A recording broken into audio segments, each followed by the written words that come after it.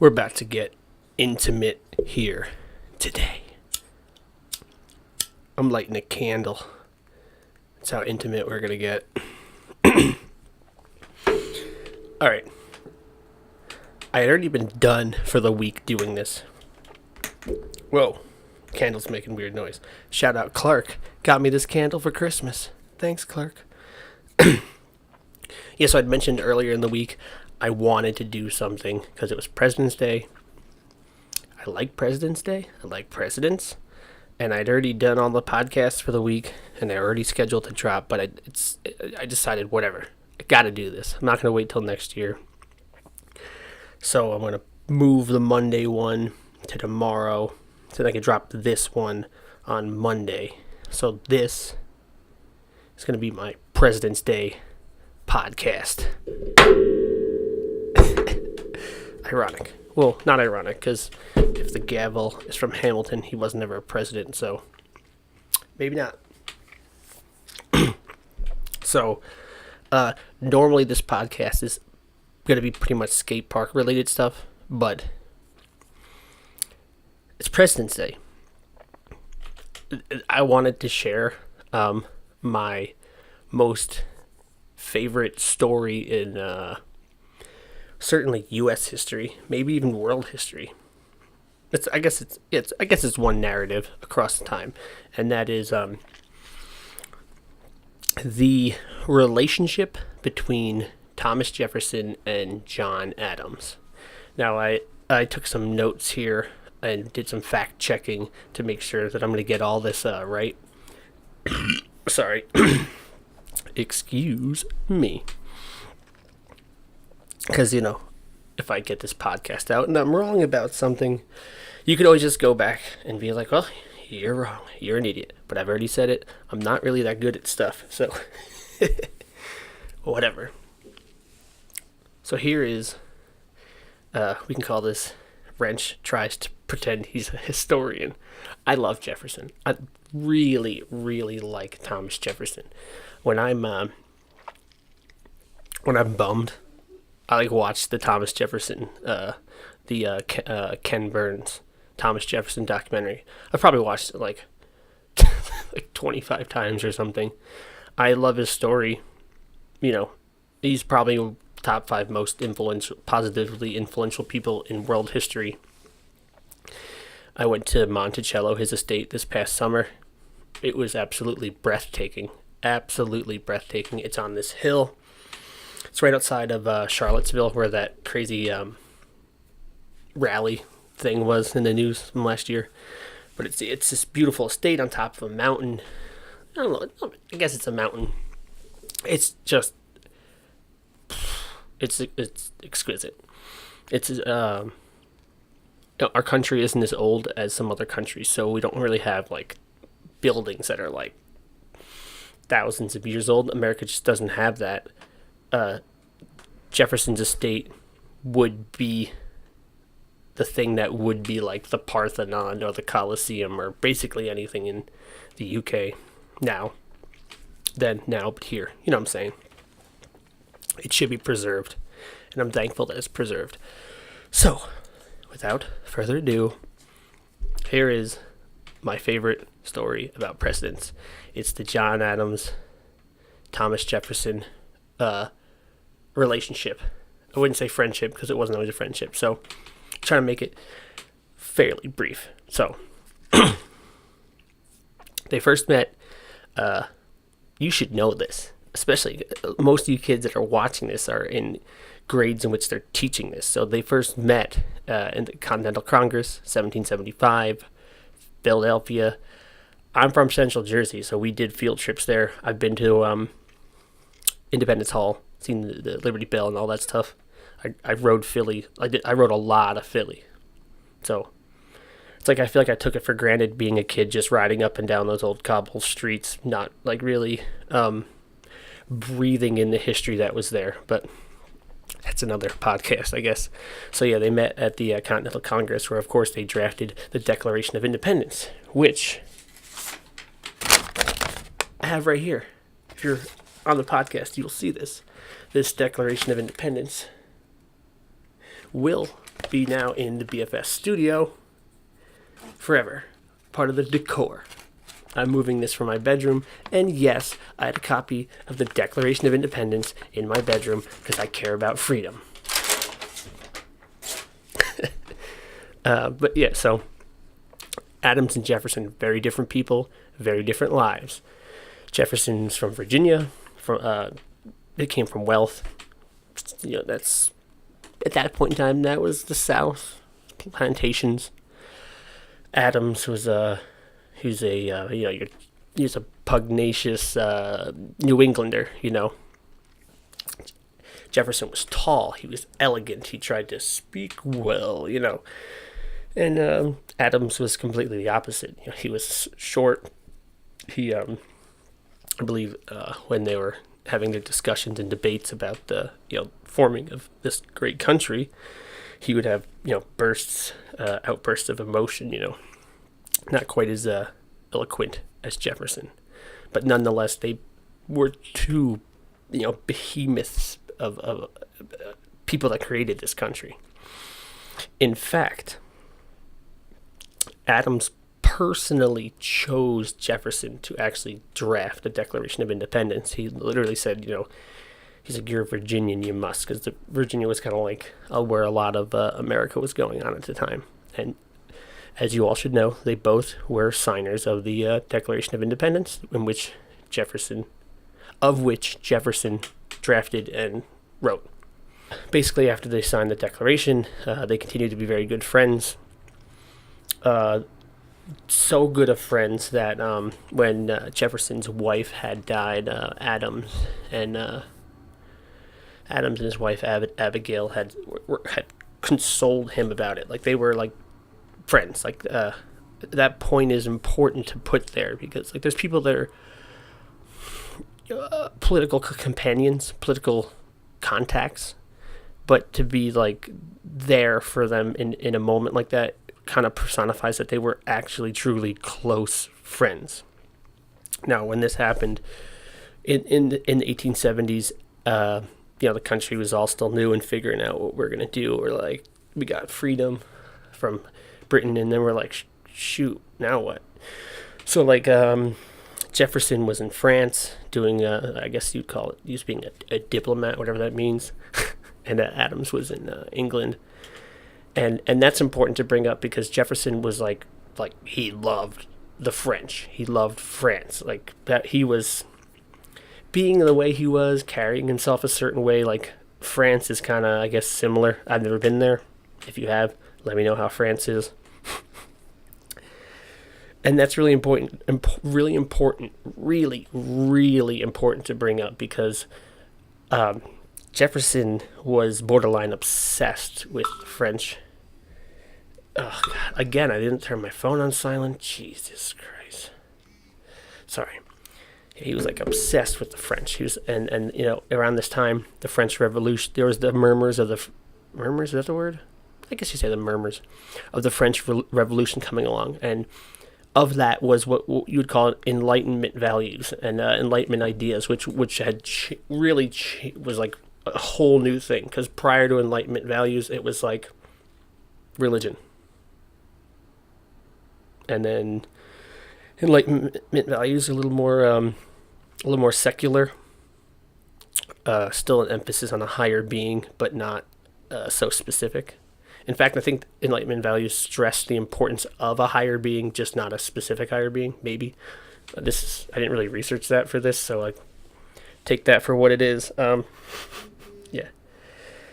And yeah, the relevance of that, why it's so, Jefferson's obsession with the French and the Enlightenment values is massive. It's so much bigger than you could even comprehend, because going back to this Declaration of Independence, you have the famous words, life, liberty, and the pursuit of happiness. That didn't exist before then.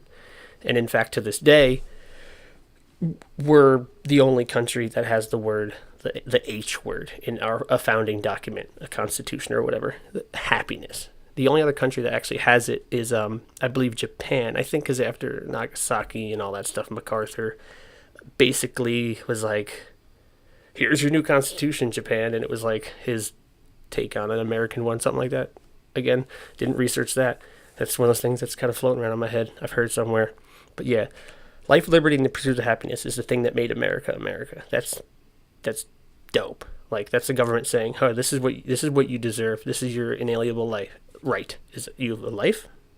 You deserve, your personal liberties, and you deserve the pursuit of happiness. And the government in which the United States is going to give you allows you to do those things," which is pretty amazing, because especially with the youth's proclivity for socialist ideas now, is kind of intersects with that idea of the pursuit of happiness, because in socialism it's like the state is the most important thing. Maybe that's more in communist then, but whatever. Again, didn't research that. Moving along. By now you probably all stopped listening because you're like, oh, it's history, so it's like we're at school. But Wrench is telling it. That's it, so it's cool, right? Whatever. Anyway, life, liberty, and the pursuit of happiness. So this is really important because this also points out another fundamental disagreement that Jefferson and Adams had, and this is where they start to split from being close friends. Adams was kind of more in the line of having a strong central government, and in line with the Enlightenment values. Jefferson, he believed in a smaller government, more states' rights. He actually believed that freedom should be constantly fought and reassessed. And there's this great quote from him. I wrote it down because I thought it was really pertinent here. The quote is, "The tree of liberty may be refreshed from time to time." I'm sorry, it's a must, not made. Totally changes the quote. "The tree of liberty must be refreshed from time to time with the blood of patriots and tyrants." Saying that both sides on either side of that scale have to come together and kind of redefine what it is to have that life, liberty, and the pursuit of happiness. And that kind of shows that even in his belief of what freedom was, he was a little skeptical on what it is, what it may be, how there's an evolution to it. And that totally makes sense because skepticism is one of the key tenets in Enlightenment thinking. It's kind of like how Enlightenment thinking kind of laid the ground for modern science, that there's even a hypothesis, you have to be skeptical of the results. So, Jefferson saying, this is freedom now, but it might not be freedom later. Adams is being like, well, maybe the government should be more control. So then, moving along, Adams was the vice president to Washington, which you should know your boy Washington, first president of the United States, commander-in-chief through the Revolutionary War. It's amazing. It's a great dude. And then below him, Jefferson was the Secretary of State underneath Adams. And so under Washington's administration, they were taking a neutral stance on the French Revolution. And, Jefferson, obviously, he loved the French, so he was like, he wanted to support the French Revolution. And, things were getting kind of ugly over there in France. And it kind of looks like Jefferson was probably wrong on that to some degree. But nonetheless, he talked. They didn't listen. He was frustrated. He was like, you know what? I'm out. He leaves. He's done. He didn't finish out that he resigned in 1793. He swore off politics. He's like, I'm done. He's like, I quit scootering. I'm done with it, dude. But then, a year later, epic, George Washington, he goes, you know what? I'm stepping down. And that's one of the things that made Washington such a great leader, is that he stepped down. He set a precedent. The president set a precedent, which was attrition held strongly all the way through until FDR. And then even after FDR's terms, immediately the Congress was like, nah, dude. No one's doing that again. 2 terms, you're done. Your boy's done. Only 2. Yeah. So, after the badass of all badasses, Washington was like, I'm done. Jefferson's like, all right, I'm back in. Jump back into the game. Then Jefferson and Adams faced each other in the election in is it 1796. That's a weird one there. That was the first election ever. Like, Washington pretty much just got it. So then the next election is like, it's new to the political parties at the time. It's new to the people. It's just like, what? So there was really no standard way of doing it. So it just kind of happened. Adams narrowly won. And the rules at that time was if you lost, you were then the vice president. So then they had this not so great. Each of them ran campaigns that kind of slandered the other guy a little bit. So they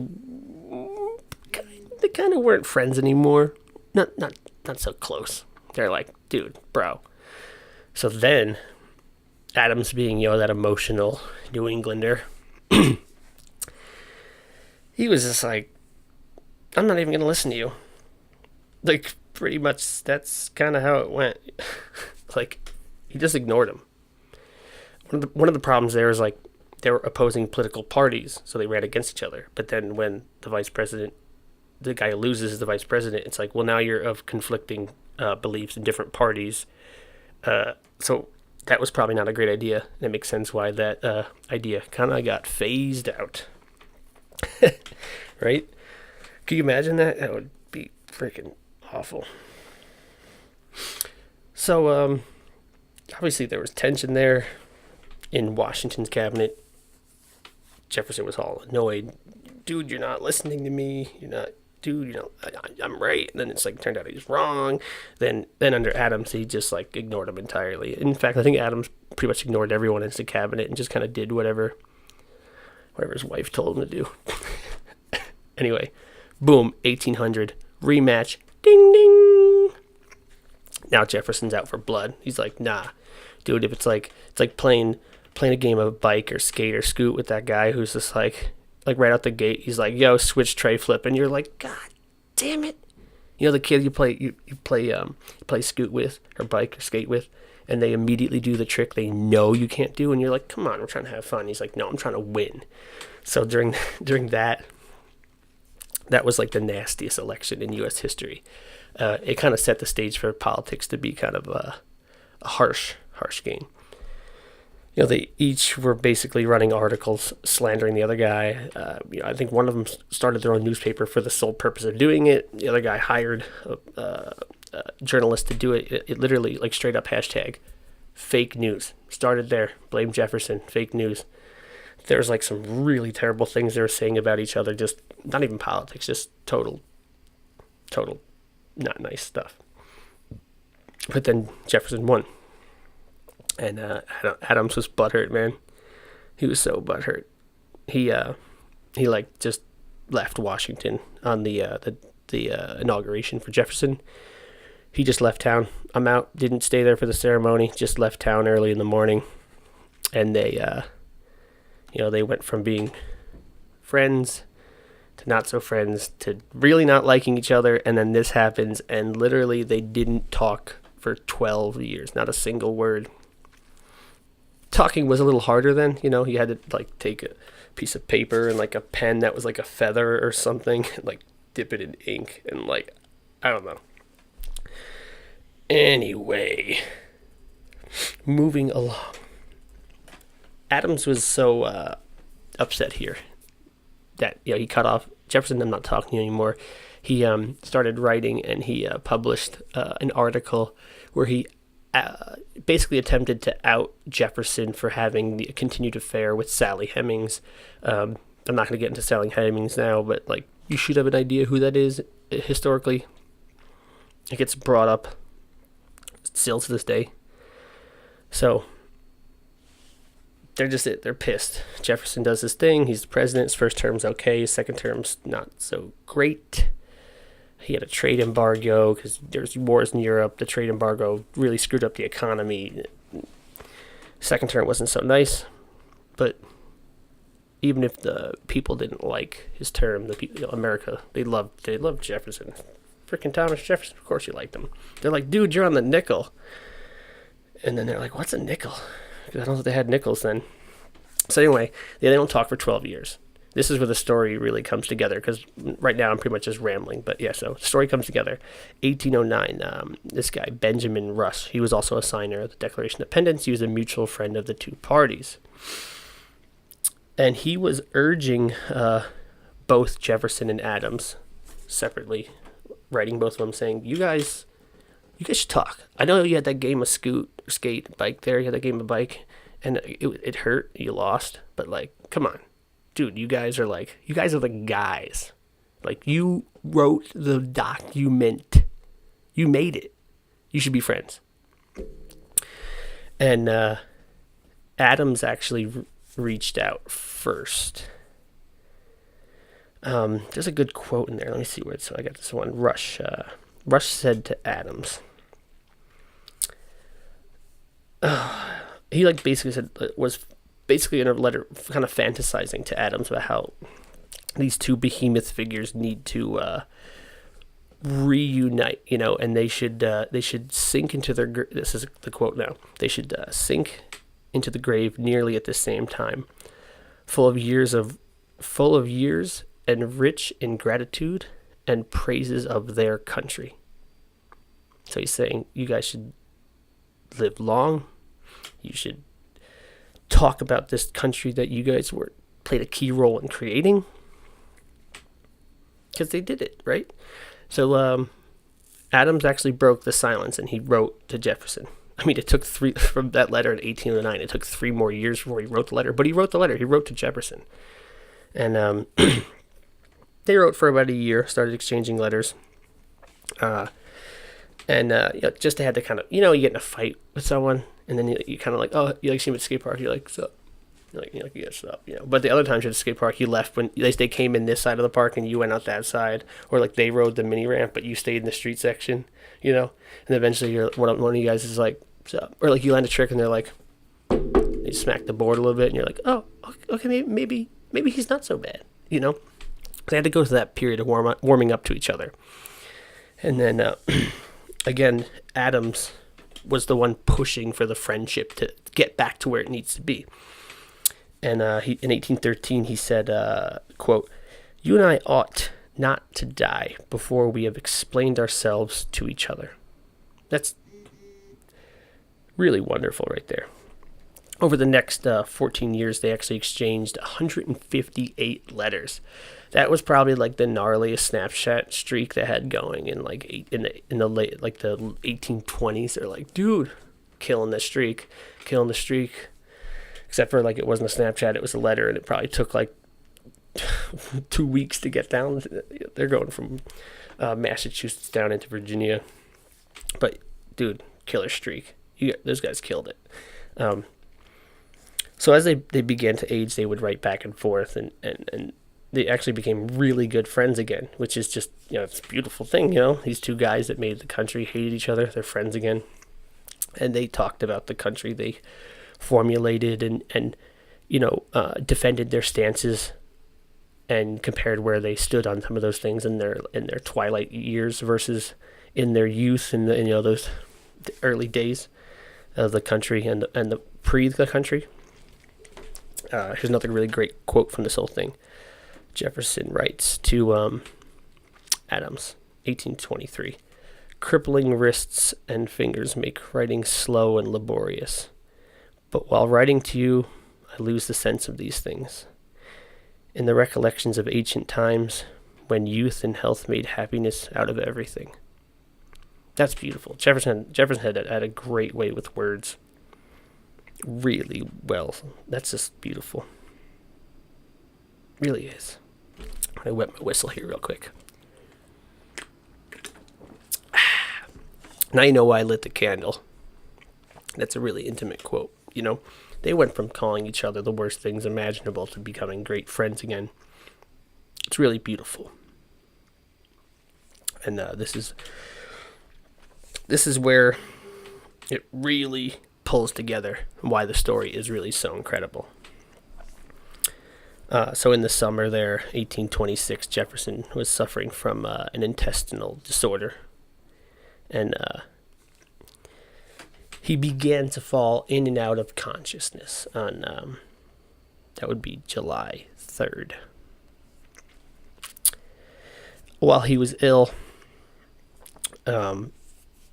famously, he would wake from his, he's all sick. He's laying there. He's dying. He knows he's dying. And he'd wake up and he'd be like, "Is it the fourth?" And they'd say, "No, Mr. Jefferson, it's not the fourth." Like, he wanted to get to the fourth. And then a little while later, "Is it the fourth?" "No, Mr. Jefferson, it's not the fourth." And then eventually, "Yes, Mr. Jefferson, it's the fourth." And then supposedly he kind of eased a little tension. And then he slowly faded away. And then about 12 hours later, around noon that day, he died. At the same time, roughly around the same time, midday, Adams collapses while sitting in his reading chair. Really eerie. Like, around the same time of day when Jefferson actually dies, Adams collapses out of his chair. Then he was similar situation. He was in and out of consciousness for a few hours, and famously, with his last breath, he said, "Jefferson lives," when in fact Jefferson actually had died 5 hours earlier. The beauty, the real unbelievable, surreal thing about that is that was 50 years to the day of the signing of the Declaration of Independence. And I used to think that they were the last surviving signers, which it turned out not to be true. There was one other signer that outlived them, Charles Carroll from Maryland. But who's that guy, right? We could just forget that and say that they were the last two guys. But either way, to come together from different walks of life, sign that Declaration of Independence, both serve under Washington, have that, the Adams presidency. Jefferson leaves politics, swears it off, comes back, wins. They hate each other. They slander each other. They become friends again later in life. I think in total they wrote over maybe somewhere 300 something letters to each other. It's incredible. And they died on the same day, 50 years from the signing of the Declaration of Independence. That's number 2 and 3. It's Washington, Adams, Jefferson. Then you got Hamilton's up there. But those two are the dudes, dude. That's crazy. A lot of people don't know this story. The story is absolutely mind-blowingly incredible. It's hard to believe. I swear I've Googled it multiple times. I'll tell people and they're like, "That's not real." And I know it's real. And then sometimes I'm like, maybe I'm crazy. Now look it up. It's real. It happened. It's crazy. It's so crazy. I don't know why they don't teach that in school, or it's not a common American thing. That is such a beautiful story. You can't beat that. Oh, wow. That's great. Wow. So, that's it for today. Let me know how I did with that. That was kind of a really dense podcast. This one's probably going to be a little bit long. Like I said in the beginning, I'm not normally going to do stuff like this in this podcast, but it was President's Day. Normally, I would keep longer format podcasts on my second platform, Wrench Life, which hasn't had one out yet, but it will later this coming week. And I will be moving. I'll be moving Monday's podcast. I'll probably just release it tonight, or it was Monday. I might just do 2 podcasts tomorrow on Monday, or Monday morning, Monday afternoon, to get these 2 out of the way. And then there you go, Declaration of Independence. It's going up in the studio.